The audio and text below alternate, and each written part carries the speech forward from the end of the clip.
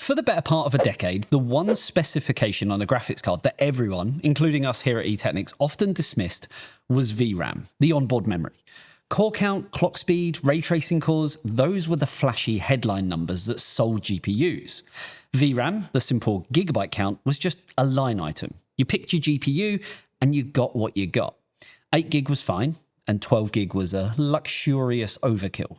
More than often, felt like a niche concern reserved only for the extreme 4K enthusiast or the professional rendering workstation. But in the last 2 years, the fundamental calculus of PC gaming performance has inverted. Suddenly, VRAM isn't an optional luxury, it is the gatekeeper of a smooth experience. It is the new invisible wall that's causing debilitating stuttering, noticeable texture popping, and catastrophic collapses in 1% low frame rates on cards that possess enormous raw processing power. We're now operating at a technological and economic inflection point where a card with ample VRAM but only middling silicon can deliver a smoother, more satisfying gaming experience that more than a technically superior higher clock chip that is starved of memory can. This VRAM starvation syndrome is particularly acute for graphics cards that were, until recently, considered the sweet spot for high refresh rate 1080p and mainstream 1440p gaming. The market shift is undeniable, and it creates a genuine predicament for you, the consumer, and the builder. The new price-to-performance battleground isn't about raw teraflops. It's about memory segmentation, and who is willing to give you enough VRAM to actually run the latest AAA titles without constant micro-stuttering.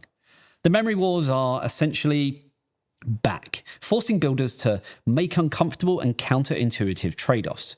Do you opt for a card with more processing power but a dangerously low VRAM ceiling? Or do you sacrifice some rasterization speed for a memory pool that future-proofs your investment? The choice is now defining the longevity and real-world value of a graphics card purchase. This now new reality has compelled us to investigate. Is this massive increase in VRAM demand a necessary organic evolution driven purely by the stunning new visual fidelity of modern game worlds? Or is it a calculated, cynical tactic by the industry's dominant players to force consumers to climb the product stack and buy into far more expensive hardware? The answer, as is often the case in hardware, a complicated mix of both.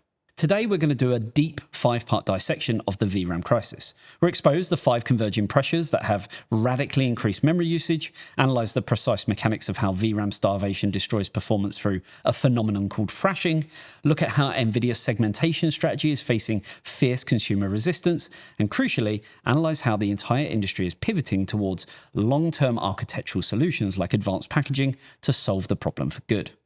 Finally, we'll give you the essential, non-negotiable kind of guidelines for how much VRAM you truly need for 1080, 1440 and 4K gaming in 2025 and beyond. But before we get into that, here's a quick word from this video sponsor.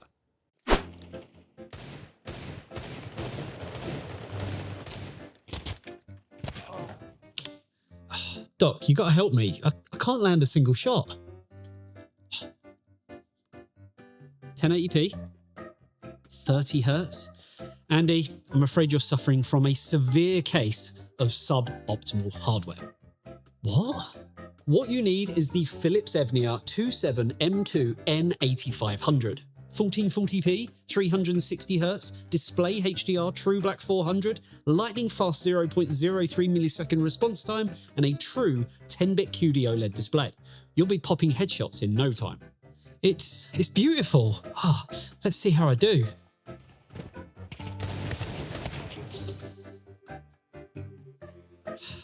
This might be terminal. Next level gaming with Philips Evnia, skill not included. Find out more by clicking the link in the description below. So to truly grasp why your powerful new GPU is suddenly choking on VRAM, we must look at the convergence of 5 powerful technological and economic forces that have created this crisis simultaneously.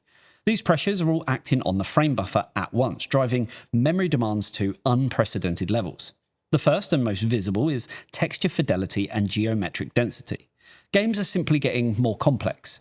Back when, the 8 gig standard was set, a common high-resolution texture might be 2K.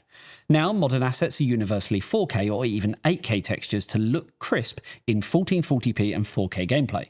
An 8K texture requires 16 times the memory space of a 2K texture. And, well, these high-resolution textures are deployed everywhere, on ground assets, characters, environmental props, and all that data needs to be resident in your VRAM immediately to avoid texture popping as you turn your head. This demand is compounded by geometric detail. As level of detail, or LOD systems, become more sophisticated, the volume of unique 3D assets loaded into a scene at any given moment has skyrocketed, each requiring its own dedicated memory space. The second reason is the explosive adoption of ray tracing and, more recently, path tracing. These technologies are fundamentally memory monsters. For your GPU to calculate how a light ray should bounce, whether for shadows, reflections, or global illumination, it needs a complete optimized map of all of the geometry in the scene. This map is known as the bounding volume hierarchy, or BVH. Every surface, every object, every detail must be catalogued in VRAM so that the ray tracing core can access it immediately. The more complex the scene, and the more things you ray trace, so reflections, global illumination, the more VRAM is devoured, often adding between 3 and 6 gigabytes of unavoidable overhead to the base memory requirement. If you activate path tracing, which is the ultimate form of realistic lighting, this demand is pushed even higher, making 16 gig the bare minimum for a stable experience. Third, we have the new generation of game engines and the age of the console port. Modern game development is heavily utilizing features like Unreal Engine 5's Nanite and Lumen, and Nanite in particular allows developers to stream assets with incredible geometric detail without complex manual optimization. This creates stunning worlds, but these engines are notoriously VRAM hungry because they manage a huge unoptimized pool of data on the fly and prefer to keep that pool in the fastest memory possible, which is your VRAM. Furthermore, console architectures which have highly unified ultra-fast memory and storage systems are being prioritized. When these titles are poorly ported to the PC, developers often compensate for the PC's slower storage and fragmented memory by simply dumping all of the assets into VRAM just to avoid catastrophic stuttering, forcing an artificially high VRAM floor. You have to remember, with a console port, the game has to be transferred over to PC to work on all types of systems and at all budgets. Sure, it's fine if you have a super high-end system with a Gen 5 NVMe storage drive and the very best memory capacity and speed, but not everyone has that luxury or budget to kind of allow it in the first place. Fourth, there's the unseen technical cost of MIP mapping and temporal effects. To manage visual artifacts and texture shimmering when viewing objects at different distances, games store a whole series of lower resolution copies, MIP maps, of the same texture. The higher the base texture resolution, the more VRAM every single object consumes just for this distance management. Furthermore, the modern dependence on temporal anti-aliasing and temporal upscaling, so DLSS, FSR, requires 2 or more previous frames to be stored in the VRAM to perform the necessary reconstruction, further inflating the required memory pool for frame history. Finally, the fifth driver is the unrelenting demand for high refresh rates. The faster your GPU runs, pushing 144Hz, 240Hz or beyond, the less time that it has to deal with data bottlenecks. At 60 frames per second, the GPU has about 16 milliseconds to render a frame. At 144 FPS, it only has about 7 milliseconds. If VRAM is saturated, then the GPU stalls waiting for data to swap, instantly ruining that millisecond budget. High refresh rate gaming on modern demanding titles requires a deep, uncongested VRAM pool to ensure the continuous flow of data needed to hit those high frame targets. Now, the consequence of VRAM starvation is not just an inconvenience, it is a complete and often fatal collapse of frame time consistency, turning what should be a powerful card into a stuttering mess. Think about our analogy that we used of the Craftsman and the memory warehouse that we used in our X3D deep dive video. In a VRAM-starved situation, the Craftsman, the GPU's powerful silicon with all of its CUDA cores or stream processors, is desperately fast. But his workbench, the VRAM, is completely full. When he needs a data packet that isn't on the bench, a cache miss, he has to shout across the factory floor to the slowest workers, the PCIe bus and system RAM, for a fetch. This process, known as swapping, or more accurately, thrashing, introduces a massive, unpredictable delay in everything that's done. Thrashing is the continuous, frantic moving of data back and forth between the slow system memory and the super-fast VRAM. The GPU is forced to pause, offload old data to make room, and then wait for the new data to be transferred across the PCIe bottleneck. A single texture swap forces a frame time spike that is entirely divorced from the average FPS. You might be staring at an impressive average of 80 FPS, but a single asset thrash could force a frame time spike from a smooth 12 milliseconds up to a catastrophic 80 or 100 milliseconds. This spike isn't just an annoyance, it is a sudden jarring freeze or lag that you viscerally feel as a stutter, ruining competitive play and breaking that all-important immersion. This is why we and every other reputable hardware reviewer always emphasize 1% low frame rates as the definitive metric of a smooth experience.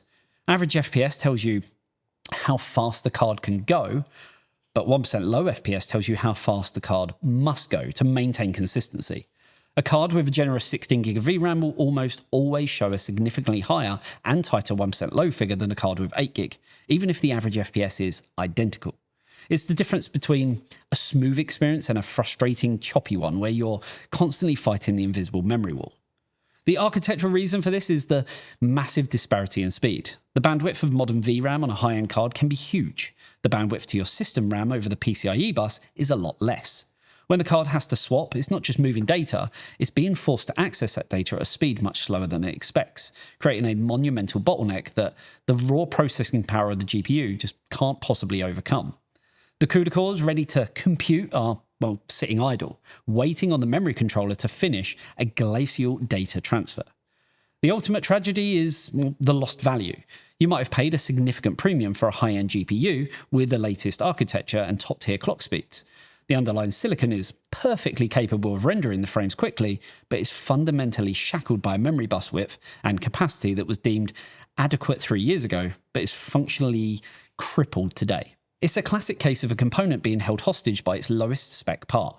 This memory segmentation, whether intentional or not, forces the consumer to leap up the product stack, abandoning the $400 to $500 sweet spot models and instead jumping to the $700+ cards just to get the necessary 12 or 16 gig or higher of VRAM required to have a smooth, stutter-free experience in modern, highly demanding games.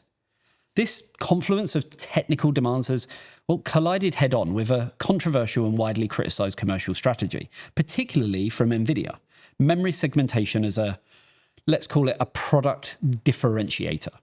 NVIDIA's long-standing business model has been to carefully segment its product line, ensuring that its mid-range cards, the volume sellers, are just potent enough to attract a large audience, but strategically limited to push the most demanding users towards the flagship models. With the previous generations, this took the form of VRAM rationing. The poster child for this controversy was the RTX 4060 Ti 8GB, which was widely viewed as the company's intended volume card. While NVIDIA did eventually release a 16GB variant of the 4060 Ti, it was weeks later and was given a notoriously stealth launch with virtually no press samples. This was a clear sign that NVIDIA did not want to see performance comparisons, likely because of the narrow 128-bit memory bus of the 4060 Ti, and that kind of limited the card's ability to fully utilize the 16GB of VRAM in most scenarios, often making the performance benefit marginal, while costing, of course, a significant premium. Due to this, the public, they largely ignored it, seeing it as more of a, let's say, niche option. The 8GB card, meanwhile, was thrust into the mainstream where its frame buffer was quickly saturated in demanding titles. The silicon was capable, but the memory was a shackle. Now, and this wasn't, I guess, just a tech specification. It was a pricing strategy that fundamentally changed the value proposition of the mid-range GPU market by crippling the most popular cards' long-term viability. The user was forced to pay a memory tax by upgrading to a much more expensive, higher-tier card just to access a smooth experience. However, a fierce and significant market correction is now underway, and consumers are, I guess you could say, finally winning. The RTX 5060 Ti is the perfect case study demonstrating the new era of consumer intelligence. NVIDIA released both an 8GB and a 16GB variant of this new card to hedge their bets, but the market's response was definitive. According to recent publicly available sales data from major European retailers, the 16GB version has outsold the 8GB version by an overwhelming 16-to-1 margin. This monumental rejection of the low VRAM SKU, despite a small price difference, is the strongest signal that the industry has ever received. Gamers, now educated and frustrated by the previous generation, are now rejecting the low VRAM trap and are voting decisively with their wallets for longevity and consistency. And, this is, I guess, a major turning point. It proves that even Nvidia, whose business model is heavily dictated by high-margin AI chip sales, still has to listen to the hard numbers in the gaming sector. The reported consequence? Nvidia is said to be dramatically shifting production priority to the 16 gig models, and future mid-range iterations of their 60 class, 70 class series cards will likely not include an 8 gig option at all, as it has become, I guess, what you'd class as a sales liability and a massive used market value trap. Meanwhile, AMD, which has been consistently more generous with VRAM across their stack, such as the RX 7700 XT 12GB and 7800 XT 16GB, is winning the optics battle and gaining tangible market share in the mid-range. Their memory choices, while sometimes paired with slightly less raw processing power than a high-end NVIDIA counterpart, often offer significantly better longevity and a smoother experience when VRAM usage is maxed out. They are, I guess you could say, leveraging the market's learned fear of VRAM starvation into a potent marketing advantage. Now, the VRAM crisis is complicated by many other means, including technological counterforce as well. So I'm talking about AI upscaling and frame generation. This is a weird one because it introduces a fascinating paradox, a kind of almost tug of war for memory space on the GPU. On the one hand, upscaling technologies like DLSS, FSR, and ZSS were initially seen as VRAM saviors. Since the GPU renders the image at a lower internal resolution, say 1080p, and then uses the AI model to upscale it to your monitor's native 1440p resolution, you save a measurable amount of VRAM for the core frame buffer. For example, running a game in DLSS performance mode at 4K often means that the game is only rendering at 1080p internally, saving potentially several gigabytes of VRAM over a native render. However, the powerful companion features that unlock the real performance gains, frame generation and the new AI-powered ray reconstruction, both introduce significant VRAM overhead. Frame generation in particular requires dedicated memory to store the necessary motion vectors, depth buffers, and temporal data to intelligently insert the fake frames. The more complex the frame generation algorithm, the more memory is required to store this immediate data. So you're trading VRAM savings on the render resolution for a VRAM cost on the sophisticated AI feature set. The future of this technology, however, is being explicitly designed to solve this. Newer architectural designs, such as what we've experienced in DLSS 4 and beyond, are specifically engineered to optimize their memory footprint. NVIDIA is actively researching and advertising VRAM reductions in the core upscaling and reconstruction components, sometimes up to a 20% saving, to offset the unavoidable memory cost of their frame generation features. This kind of fierce battle for VRAM efficiency is now being fought using the very AI tools that complicated the memory landscape in the first place. It's a really strange and complex way of looking at it.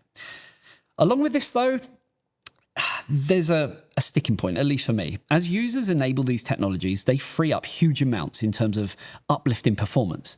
But then they crank their settings higher, including turning ray tracing on, which in turn not only brings performance levels back down, but throw back into the mix, which is, as mentioned, reliant on VRAM. This is fundamentally an arms race for efficiency.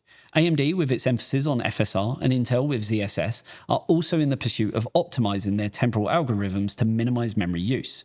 But this entire conversation points to a bigger, longer-term solution: the move towards unified memory and advanced chip packaging. If the VRAM lie is to be truly defeated, the industry must fundamentally change how and where memory sits relative to the processor. Talking about GPU processor.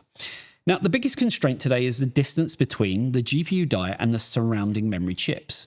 Even the short traces on a graphics card PCB create latency and power inefficiency. The solution, championed by next-generation chip designs, is to move VRAM onto the same physical package as the GPU, eliminating the physical distance and the slow memory bus.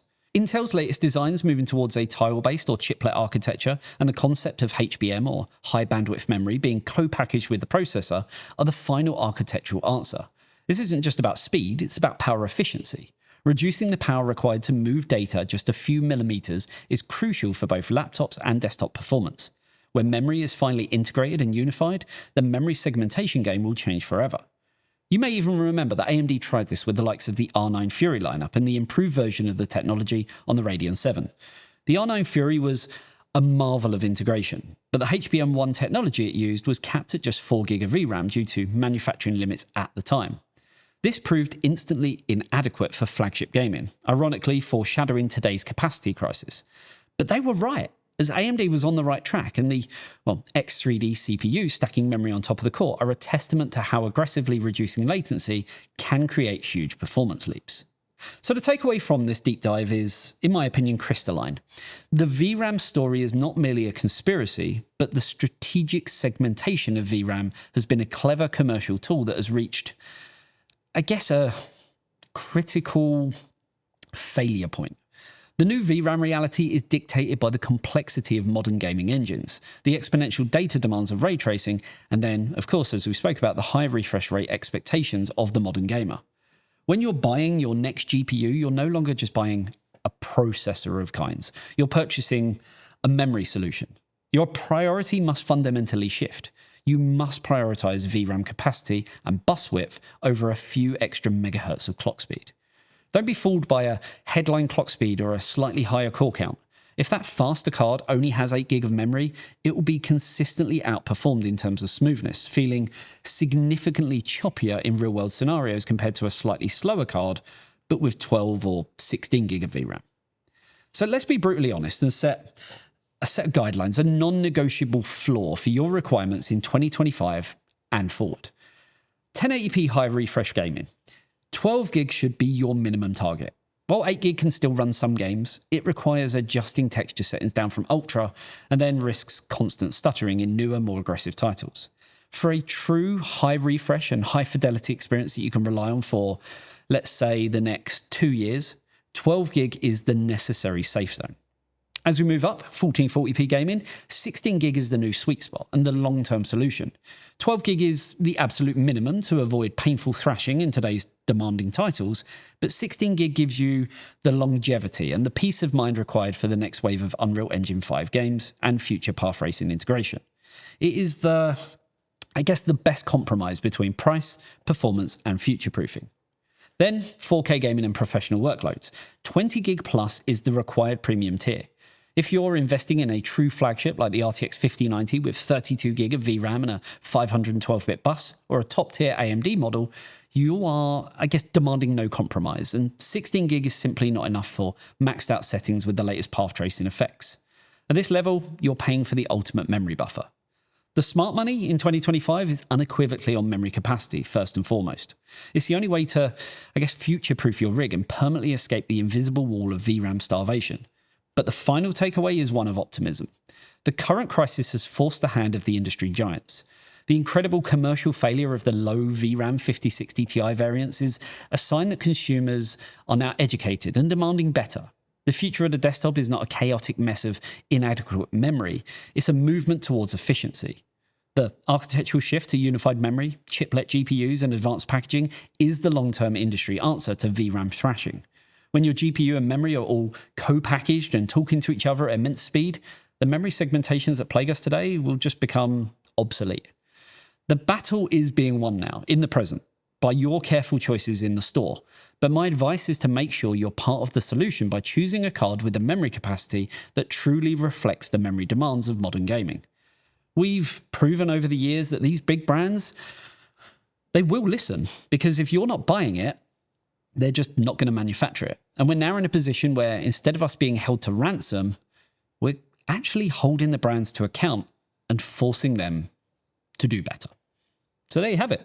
Hopefully this deep dive has given you a clearer, more authoritative picture of the GPU landscape. If you like the video, then a sub to the channel would be amazing. And if you love what we do, we've got a Patreon where you can support what we do while also getting access to some really cool extras like behind the scenes content, bi-weekly game nights, access to more of our testing data, live streams, and so much more. The link is, as always, down below. Thanks for tuning in. I'll see you in the next one. See you later, guys. Bye-bye.